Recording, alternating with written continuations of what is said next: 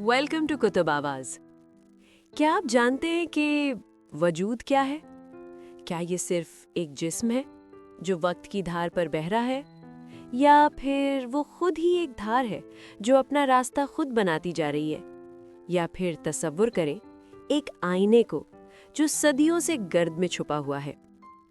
आपने कभी नोट किया कि कायनात का हर लम्हा तब्दीली से भरा हुआ है? सितारे टूटते हैं ताकि नई गैलेक्सीज जन्म ले सकें, फूल मुरझा जाते हैं ताकि बीज मिट्टी में मिलकर दोबारा जिंदा हो सके। दोस्तों, तब्दीली ही वाहिद सच्चाई है, मगर पता नहीं क्यों हम किनारा छोड़ने से डरते हैं, जबकि समंदर हमें लगातार पुकार रहा होता है। जिंदगी ना कोई सीधी लकीर नहीं होती, ये एक दायरा है। इस दायरे के अंदर मौत और जिंदगी, खुशी और गम, सब एक ही हकीकत के मुख्तलिफ रंग हैं। ये सवाल खुद से पूछें कि क्या हम इन रंगों को देखने की हिम्मत रखते हैं, या फिर हम उस अंधेरे से डर जाते हैं जो हर रोशनी से पहले आता है।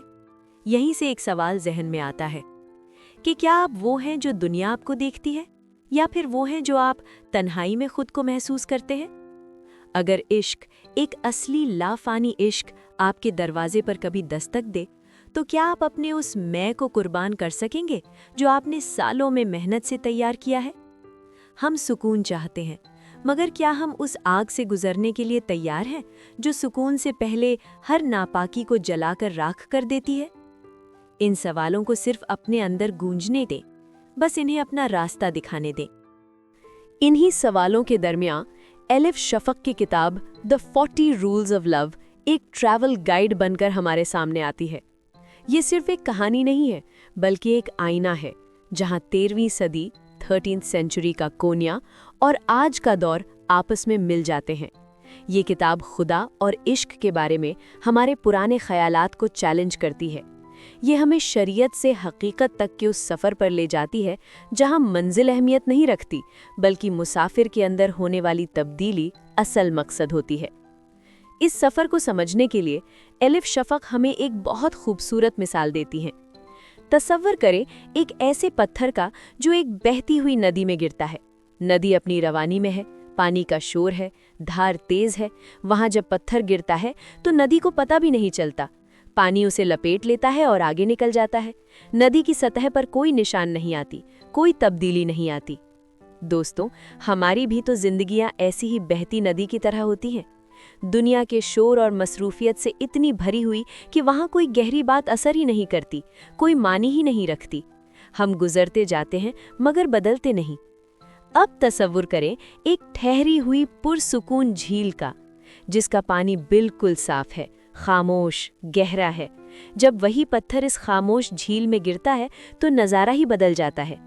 लहरें बनती हैं जो दायरा दर दायरा फैलती हैं और आहिस्ता आहिस्ता झील के हर कोने तक पहुंच जाती हैं।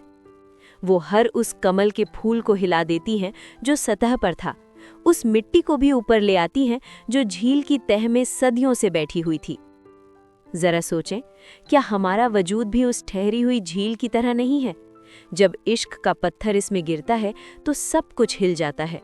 वो हमारे उन पुराने जख्मों, उन छुपी हुई ख्वाहिशों और उन सच्चाइयों को भी सतह पर ले आता है जिन्हें हमने खुद से भी छुपा रखा था।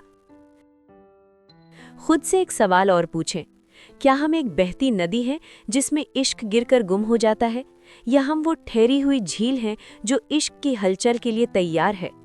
क्योंकि याद रखिए, तब्दीली सिर्फ वहीं आती है जहां पानी लहरें बनने की इजाजत देता है। चलिए दोस्तों, अब मिलते हैं एला रूबिनस्टीन से। एला एक ऐसी औरत थी जिसकी जिंदगी बिल्कुल उस तालाब की तरह थी जिसमें बरसों से कोई पत्थर नहीं गिरा था। उसका एक खूबसूरत घर था, एक कामयाब शौहर जो डॉक्टर था, 3 बच्चे और हर वो सहूलत जो एक इंसान सोच सकता है। मगर एला के अंदर एक अजीब सी खामोशी थी। ये वो खामोशी नहीं थी जो सुकून देती है, ये वो खामोशी थी जो धीरे धीरे दम घोट देती है। उसने अपने जज्बात को एक कबर्ड में बंद करके ताला लगा दिया था। वो एक अच्छी बीवी थी, एक अच्छी माँ थी, मगर वो एला होना भूल चुकी थी। उसका दिल एक ऐसे पुराने घर की तरह था जिसकी खिड़कियां बरसों से नहीं खुली थीं। वो जिंदा तो थी, मगर उसमें जान नहीं थी। اور سوال یہ ہے، ہم میں سے کتنے لوگ ایلا کی طرح ہیں جو سب کچھ پرفیکٹ رکھنے کی کوشش میں اپنی روح کی آواز سننا ہی بند کر دیتے ہیں؟ اب وقت کو صدیوں پیچھے لے جاتے ہیں اور 13ویں صدی کے کونیا میں چلتے ہیں، جہاں ایک شخص تھے مولانا جلال الدین رومی۔ رومی کوئی عام انسان نہیں تھے، وہ اپنے وقت کے سب سے بڑے اسکالر تھے، سب سے بڑے عالم۔ لوگ ان کے پیچھے چلتے تھے، ان کے علم کی قسمیں کھاتے تھے، ان کا ذہن لاجک اور شریعت کے نور سے بھرا ہوا تھا۔ وہ ہر سوال کا جواب جانتے تھے، وہ مستحکم تھے، معزز تھے، اور ان کی زندگی میں نظم و ضبط تھا۔ مگر سفر ابھی مکمل نہیں ہوا تھا، کیونکہ علم کا ہونا ایک بات ہے اور عشق کا ہونا بالکل دوسری بات۔ رومی کے پاس علم تھا، مگر وہ دیوانہ پن نہیں تھا جو روح کو بیدار کرتا ہے۔ اور پھر ان کی زندگی میں آتے ہیں شمس تبریزی۔ شمس ایک ایسے درویش تھے جن کا نہ کوئی گھر تھا، نہ کوئی ٹھکانہ۔ وہ آگ کی طرح تھے۔ جہاں رومی کنٹرول اور یقین کی علامت تھے، وہاں شمس سرنڈر اور حیرت کا نام تھے۔ شمس نے رومی کی کتابیں پانی میں پھینک دی۔ کیوں؟ تاکہ رومی سمجھ سکیں کہ خدا کتابوں میں نہیں، دل کی دھڑکنوں میں ملتا ہے۔ یہ ٹکراؤ تھا دماغ اور دل کا، علم کا جو غرور دیتا ہے اور عشق کا جو مٹی بنا دیتا ہے۔ شمس نے رومی کو ان کے عہدے سے آزاد کیا اور سکھایا کہ خدا کو سجدوں میں نہیں، انسانوں کے دکھ میں اور اپنے دل کی گہرائیوں میں ڈھونڈو۔ رومی، جو کل تک ممبر پر بیٹھ کر درس دیتے تھے، اب گلیوں میں ایک ملنگ کی طرح گھومنے لگے۔ انہوں نے جان لیا تھا کہ خدا تک پہنچنے کا راستہ لوگوں کی تعریف سے نہیں، بلکہ ان کی نفرت اور تنقید کے درمیان سے گزرتا ہے۔ جی تو اب ہم آتے ہیں اس کتاب کے سب سے خوبصورت، اہم اور زندگی بدل دینے والے حصے کی طرف، یعنی کہ شمس تبریزی کے 40 اصولوں کے خلاصے کی طرف۔ یہ اصول دوستو دراصل عشق کے وہ راستے ہیں جو ہمیں میں سے تو تک لے جاتے ہیں۔ آئیے ان کو سمجھتے ہیں۔ شمس کہتے ہیں کہ ہم خدا کو جیسا دیکھتے ہیں وہ اصل میں اس بات کا عکس ہوتا ہے کہ ہم خود کو کیسے دیکھتے ہیں۔ اگر ہم خود سے نفرت اور ڈر محسوس کرتے ہیں تو خدا بھی ہمیں سزا دینے والا ہی لگتا ہے، مگر جب ہم اپنے اندر محبت محسوس کرتے ہیں تو ہمیں ہر جگہ اس کی رحمت نظر آتی ہے۔ وہ کہتے ہیں کہ عشق باہر ڈھونڈنے کی چیز نہیں، عشق آپ کے اندر ہی موجود ہوتا ہے، مگر وہاں تک پہنچنے کے لیے آپ کو اپنی انا کے پردے گرانے پڑتے ہیں۔ شمس کا ہر اصول صرف ایک ہی بات سے جڑا ہوا ہے، اپنا دل صاف کرو، کیونکہ جب دل صاف ہوتا ہے تو مٹی کا ہر ذرہ تجلی بن جاتا ہے۔ شریعت ایک راستہ ہے، مگر حقیقت وہ منزل ہے جہاں راستہ ختم ہو جاتا ہے اور صرف مسافر باقی رہ جاتا ہے، اور پھر وہ مسافر بھی فنا ہو جاتا ہے۔ وہ کہتے ہیں زندگی ایک دریا کی طرح ہے، کبھی پرسکون، کبھی طوفانی۔ ہماری مشکل یہ ہے کہ ہم طوفانوں سے لڑتے رہتے ہیں، یا کبھی ہم پانی کے رخ کو بدلنے کی کوشش کرتے ہیں۔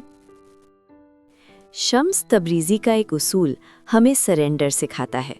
وہ کہتے ہیں راستے کی رکاوٹوں سے مت گھبراؤ۔ اگر دریا کے راستے میں پتھر آ جائے تو دریا بھلا اس سے لڑنا شروع کر دیتا ہے؟ نہیں، وہ یا تو اس کے اوپر سے گزر جاتا ہے یا پھر اس کی بغل سے۔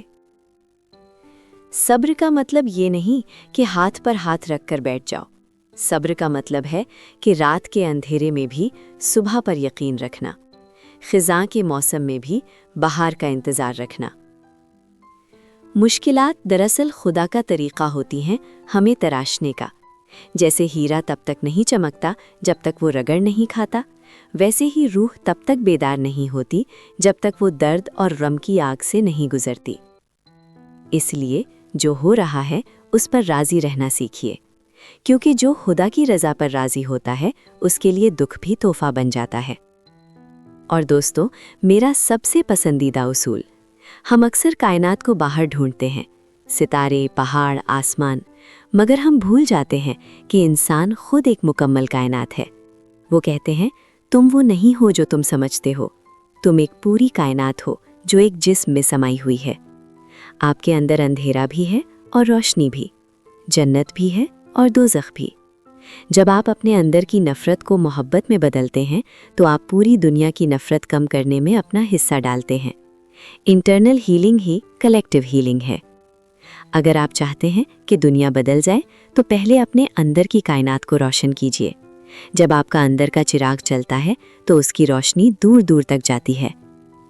हम सब आपस में जुड़े हुए हैं, एक ही रूह के मुख्तलिफ हिस्से। अगर एक को दर्द होता है तो पूरी कायनात लरस जाती है। तो दोस्तों, इस पूरी दास्तान का, शम्स और रूमी की दोस्ती का और एला की तब्दीली का सिर्फ एक ही निचोड़ है, इश्क। मगर ये वो इश्क नहीं जो फिल्मों में दिखाया जाता है। ये वो इश्क है जो आपको आपकी हस्ती से आज़ाद कर देता है। ये वो इश्क है जो आपको सिखाता है कि फना होना ही असल में जीना है। हर उसूल, हर सबक, हर दर्द सिर्फ एक ही बात कहने आया है, खुदा से मोहब्बत ही वाहिद हकीकत है, बाकी सब कुछ सराप है। क्या आपने कभी सोचा है कि जिस कंट्रोल को आप मजबूती से पकड़े हुए हैं वो असल में आपकी जंजीर है? अगर आज इश्क आपका दरवाज़ा खटखटा दे तो क्या आप उसे पहचान पाएंगे, या फिर आप अभी भी किताबों और दवाओं में सुकून ढूंढ रहे हैं? खामोशी में बैठिए, अपनी सांसों को महसूस कीजिए। शायद आपका अपना शम्स तब्रीज़ी आपके अंदर ही कहीं बैठा आपका इंतज़ार कर रहा हो। उम्मीद है कि आपको आज की किताब का खुलासा पसंद आया होगा और इससे आपने बहुत कुछ सीखा होगा। अगर आपको आज की वीडियो पसंद आई है तो इसको लाइक करें। कुतुब आवाज़ को सब्सक्राइब करना ना भूलिएगा।